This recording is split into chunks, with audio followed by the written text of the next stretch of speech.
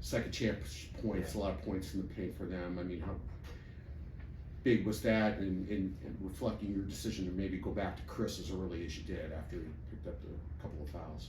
Yeah, that was a big difference in the game. The first half, especially the first, 14, 15 minutes of the half. We didn't get a 50-50 ball. It didn't appear to get a loose ball rebound. Our transition defense was poor, and they outplayed us at every level in the first half.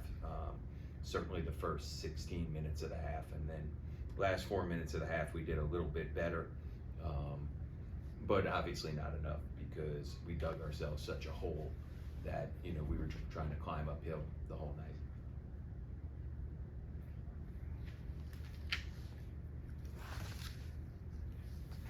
Yeah, just the last couple seasons that you guys have had a really consistent lineup, and this year it seems like it's kind of changing almost game to game. Just what are the struggles when you can't have that to lean on in the past couple of years, and you just had the same 7 guys that you can rely on going out there, and this year you're constantly having different people out there. Yeah, it's a great question, and it's because of the consistency of play, and that's why our struggles are where they are. Like, Ty was great tonight, but the last game he didn't show up to play, and I need him to show up. The team needs him to be consistent night in and night out. And it's not just him. I only bring him up because he was here and he made some huge plays tonight. And it's everyone. I mean, Chris Payton tonight, it was as bad as I've ever seen him play, and we need him. He's a preseason all-conference player. He's our leading scorer. He needs to play better every night, and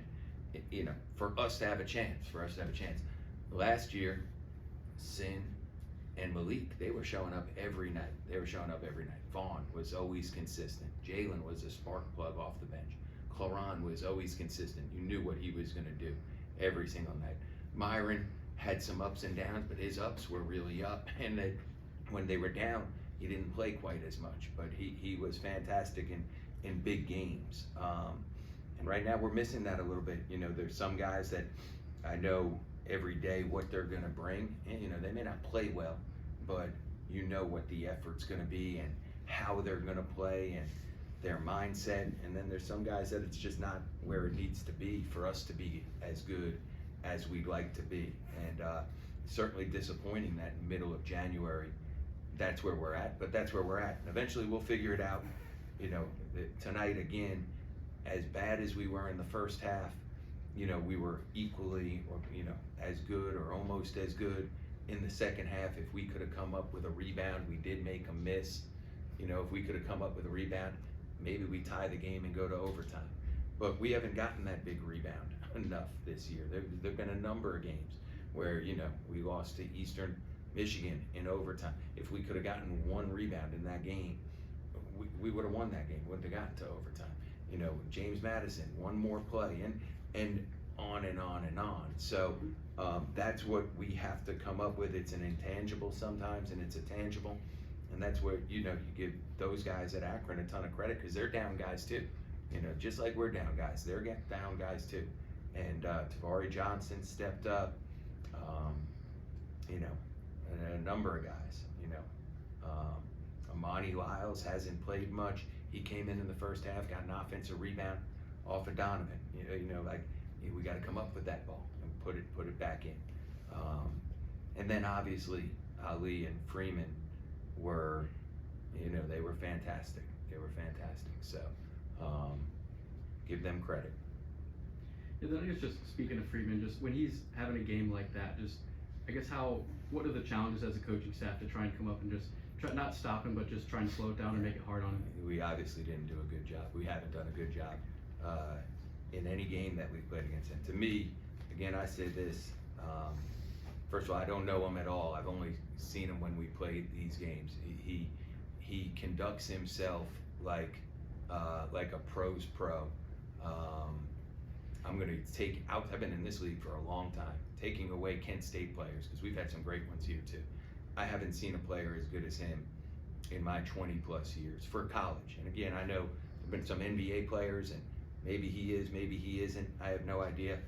but as a college player, there's nobody that I've seen, taking away the Kent State guys, that has been better in my 20 plus years. Every night, you know, he only had 8 rebounds tonight. That's probably his first non-double-double, but he's 11 for 16 from the field. Every possession, you got to figure out what you're going to do against him.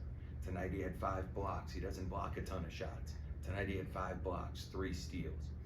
He to me, again, I'm taking Kent State players because we've had some great ones, but I've seen all these guys, first round picks, early second round picks, best play. This is the best kid I've seen in my time in the league. And I say this too, there's some Akron, are you guys Akron guys? Yeah, it's a shame because I watch their games, and John can't say this. I watched their game against Bowling Green and against Ohio to prep for this one, and there's nobody at the games. It's ridiculous. There'll never be a player like this in the MAC. You know, in this era, 5 years he's been there. He was a walk-on to start.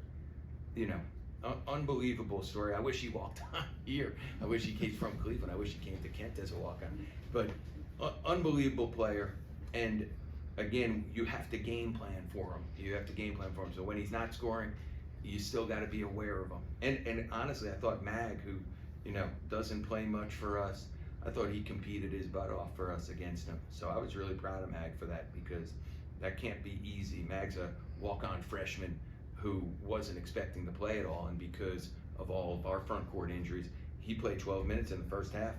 You know, he competed as well as anybody that I could have asked against him. So, and then Ali, you know, getting eligible and going back, he's a good player, and he made some big ones down the stretch against us too. So hats off to them. We'll face them again at least once, and you know, we'll have to be ready. And I believe in our guys. We just have to get the consistency of that second half, and really last 24 minutes, 25 minutes. We have to get that consistency. We have to find a way for that to be who we are, you know, at all times. Yeah, and then what could you say about the size disadvantage that you guys were working with? Kind of, Yeah. How were you trying to handle that offensively and defensively? And it's tough because, again, you know, to start the year, Vaughn's our starting 3-man, and now he's our backup 5-man. So their length posed a problem where they had 7 blocks. We had some too, you know, we had 3 blocks, but you know, that's certainly an issue. I think some of Jalen's finishes, you know, they had Ali guarding him, and I'm sure that length bothered him a little bit.